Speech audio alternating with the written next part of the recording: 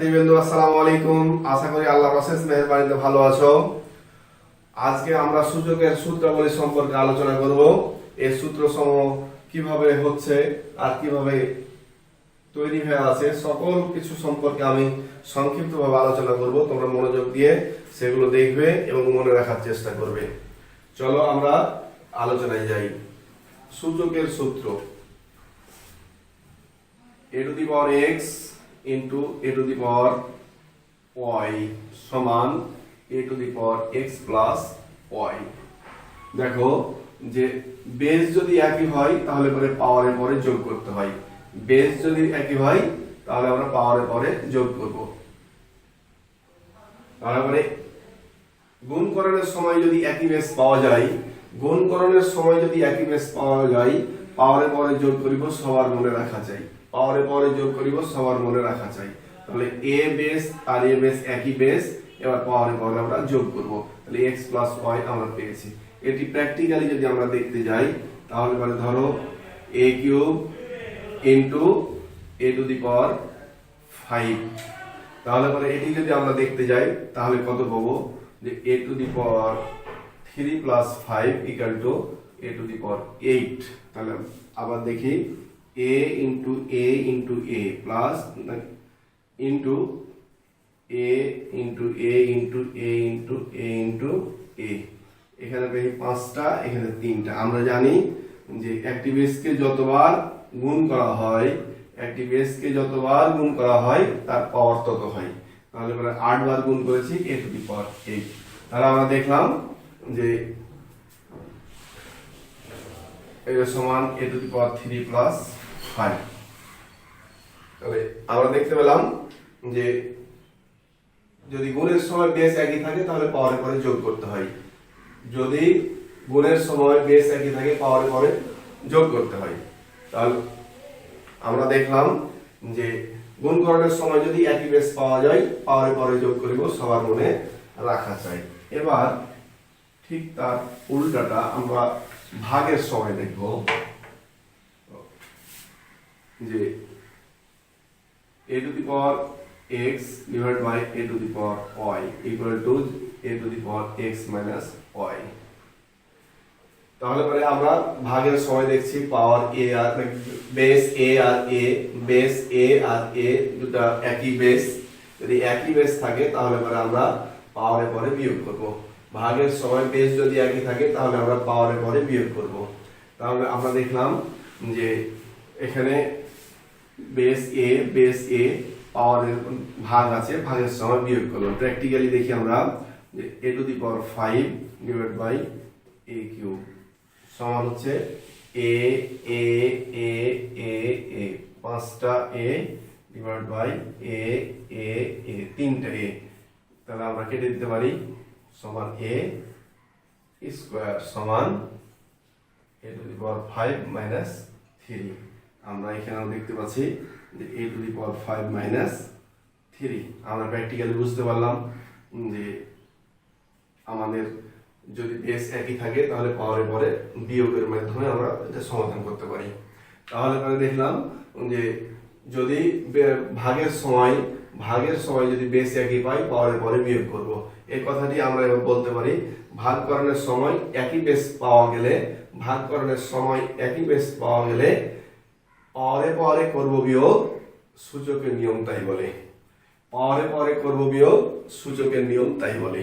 তাহলে আমরা প্র্যাকটিক্যালি দেখলাম। এগুলোকে আমরা দেখি যে ঠিক উল্টা, মানে প্রয়োজনের সময় উল্টা ভাবে এটা প্রকাশ করা যায়।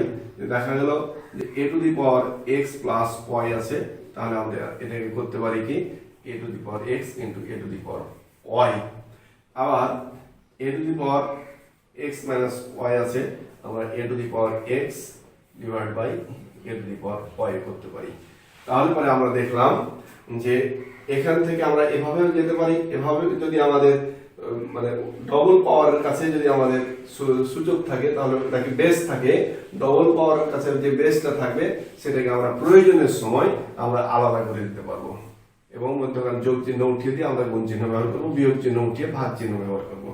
তাহলে আমরা দেখলাম যে গুণকরণের সময় যদি একই বেস পাওয়া যায় পাওয়ারে পরে যোগ করিব সবার মনে রাখা চাই। আর ভাগকরণের সময় একই বেস পাওয়া গেলে পাওয়ারে পরে করব বিয়োগ, সূচকের নিয়ম তাই বলে। এবার আমরা দেখব যে কোনো পাওয়ারের উপর যদি কোনো বেসের উপর যদি পাওয়ার শূন্য থাকে, তাহলে পরে সেটার মান হয়ে যায় 1। শূন্য যদি দেখা যায় পাওয়ারের মান, বেস সহ পাওয়ার হয়ে যায় 1।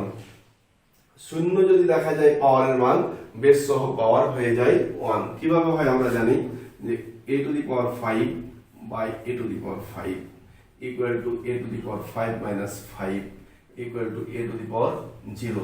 তাহলে আমরা এদিকে পাই, আবার এদিকে যদি আমরা দেখতে যাই তাহলে পরে a into a into a into a into a, আবার আমরা এখানে পাবো a into a to a into a equal to, আমরা জানি যে গুণ এবং ভাগের সময় কাটাকাটি হলে, গুণ আর ভাগের সময় কাটাকাটি হলে সেখানে 1 হয়, আর যোগ আর বিয়োগের সময় কাটাকাটি হলে 0 হয়। তাহলে পরে আমরা দেখলাম যে কোনো বেসের উপর পাওয়ার যদি 0 হয়, তাহলে 1 হয়। এখানে শুধু 0 বেসটা ব্যতিক্রম, এটা শুধু ব্যতিক্রম থাকবে এখানে। তাহলে আমরা দেখলাম যে 0 যদি দেখা যায় পাওয়ারের মান, বেস সহ পাওয়ার হয়ে যায় 1। তাহলে আমরা 3টা সূত্র শিখলাম। এরপরে আসবো আমরা যে একই বেসের উপর ডবল পাওয়ার, পাওয়ারের উপর পাওয়ার যদি থাকে তাহলে পরে এনে পাওয়ারের পরে গুণ করতে হয়। তাহলে আমরা দেখব যে এরূপ ক্ষেত্রে আমরা এটাকে এভাবেই করতে পারি, y two the power x, অর্থাৎ পাওয়ারটাকে নিচে আসার পর ভিতরের পাওয়ারটা উপরে নিয়ে চলে গেল, এরকম ধরনের পরিবর্তন আমরা আনতে পারি। তো এখানে দেখি যে ডবল পাওয়ার যদি থাকে এক পাওয়ারের স্থানে, পাওয়ারের পরে গুণ করিব, রাখবো সবাই স্মরণে। পাওয়ারের পরে গুণ করিব, রাখবো সবাই স্মরণে।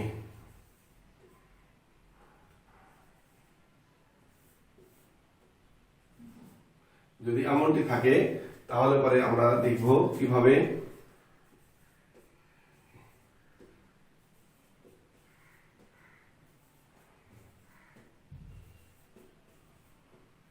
দেখলাম যে এই সংখ্যাটি পাওয়ার হলো 4, এটি যদি বেস ধরি তাহলে পাওয়ার হলো 4।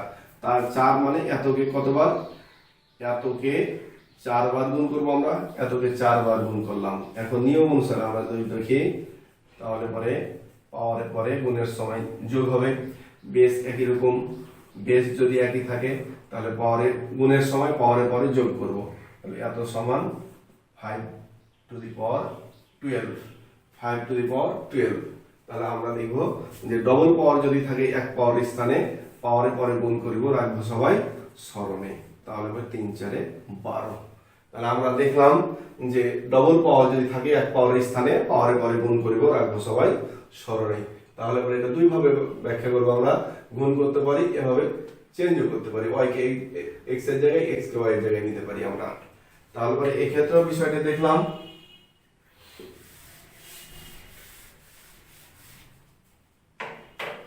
আবারও আমরা দেখব এবির উপর পাওয়ার যদি এরূপ একটি পাওয়ার থাকে, মধ্যখানে যদি গুণ চিহ্ন থাকে, তাহলে আমরা এটাকে ভেঙে নিতে পারি, মানে আলাদা আলাদা করে নিতে পারি। সেই ক্ষেত্রে পাওয়ারটা দুই জায়গাতে চলে যাবে। প্র্যাকটিক্যালি দেখি আমরা যে এবি যদি থাকে এভাবে, তাহলে পরে এটা যদি কিউব হয় তাহলে পরে আমরা পাবো এবি গুণিত এবি। তাহলে দেখো যে কিউব ছিল, তাই এবি পুরোটাই যদি বেস ধরি আমরা, তাহলে এটা কিউব ছিল, 3 বার গুণ হবে। আমরা জানি যে একটি বেসকে গুণ মোটা করি যতবার, সে সংখ্যাটির পরিচয় নামেতে পাওয়ার, যতবার গুণ করব সেটাই হবে পাওয়ার। তাহলে এই ক্ষেত্রে আমরা এটা করতে পারি।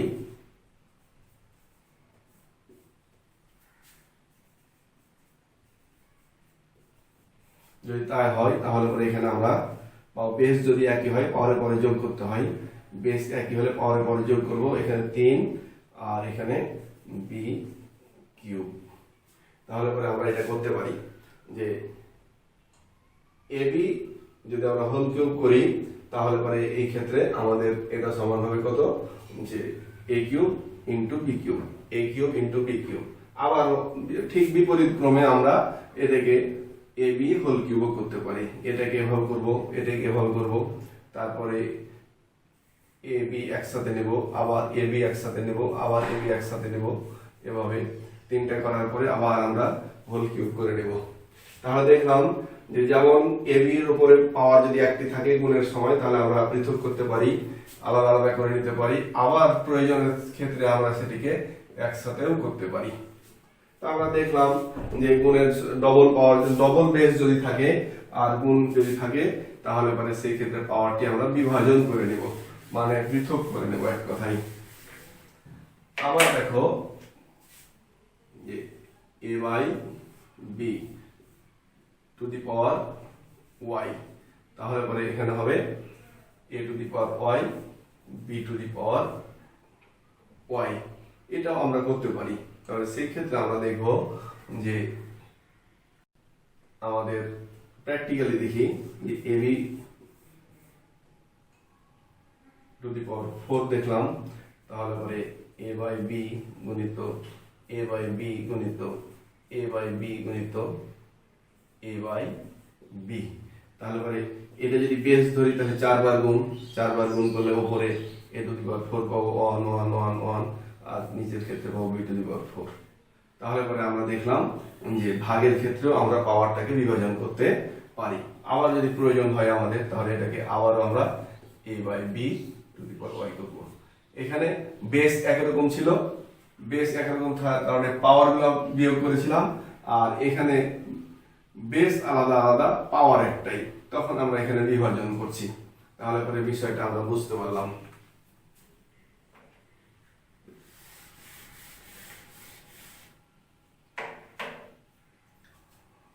তাহলে আমরা আর কয়েকটি জিনিস দেখি যে যদি পাওয়ার মাইনাস থাকে, ইনভার্স হোক বা যাই থাক, এ টু দি পাওয়ার -4 থাকে, তাহলে আমরা এটাকে প্রকাশ করব এ টু দি পাওয়ার 4 হিসাবে। লবে যদি পাওয়ার মাইনাস থাকে তাহলে পরে সেটিকে হরে নিয়ে যাব, আর হরে যদি পাওয়ার মাইনাস থাকে তাহলে পরে সেটিকে আমরা লবে নিয়ে যাব। এর কিভাবে হয় আমরা দেখি।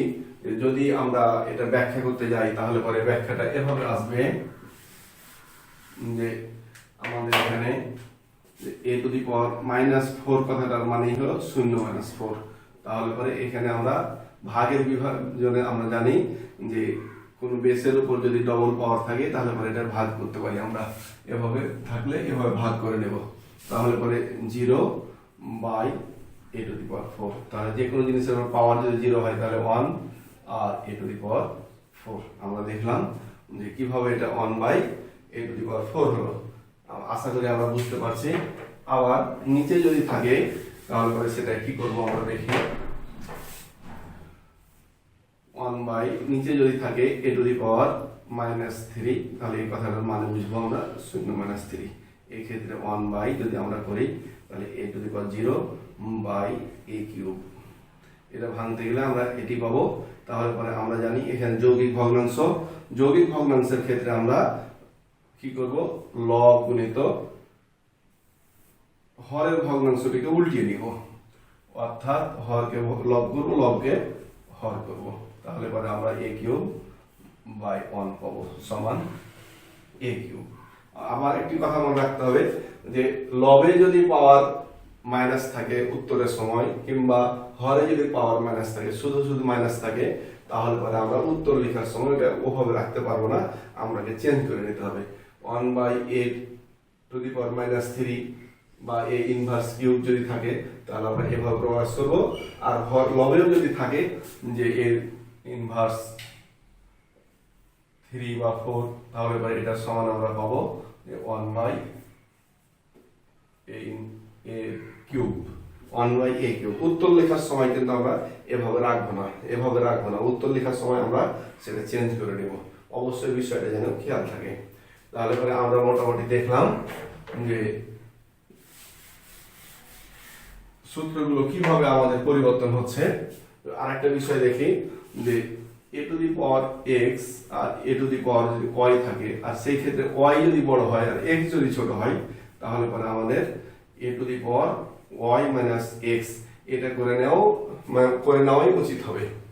যেটি বড় হবে পাওয়ার সেদিকেই আমরা নিয়ে আসবো। হরের পাওয়ার যদি বড় হয় তাহলে পরে হরে বিয়োগ করব, আর যদি লবের পাওয়ার বড় হয় তাহলে লবে বিয়োগ করব।